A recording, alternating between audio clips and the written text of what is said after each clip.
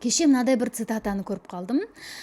Кей жағдайларда өзіңнің жақындарыңа жаман жағыңды да көрсете біл дейді. Неге? Себебі жақсы қарым-қатынастан кейін сенің жаман қарым-қатынаста қандай болатыныңды да ол кісілер білсін дейді.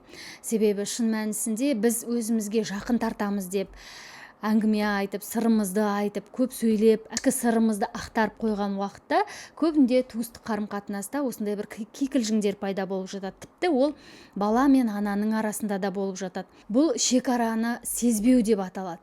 Шекараны сезбеу дегеніміз қалай болса солай сөйлей салу, көңіліңе қарамай сөйлеу, бір ойындарды, тіпті айтады ғой қазір таңда прикол деп приколдар тастап деген секілді өзіңнен едәуір үлкен немесе едәуір кішкентай адамның солай жасағанында өте бір ыңғайсыз, жағымсыз жағдай. Көп сөз, бос сөз. Көбінде осындай жағдайда сөйлесуді доғару керек. Екінші жағдай бұл өзің туралы жеке шекараңды бұзатындай бір ақпаратпен бөліспеу. Тіпті ол жақыныңыз болса да мүлде бөліспегеніңіз абзал. Үшіншісі артық сөзді доғару.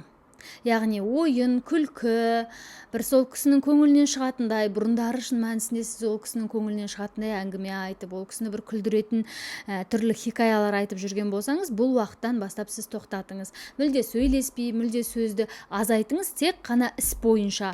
Сұрағыңыз болса сұрақ қойып, соған жауап беріп деген секілді сондай бір шекараны өзіңіз қойып қойған уақытта ғана осы бір қарым-қатынас түзеледі. Сондықтан да көбінде өзіңіздің жақсы жағыңызды да, жаман жағыңызды да көрсете біліңіз. Одан қысылмаңыз, қымсынбаңыз, себебі шын мәнісінде жақыныңыз болса, сіздің жақсы жағыңызды да, жаман жағыңызды да қабылдайды. Бірақ шекараны сезіну әр адамға байланысты.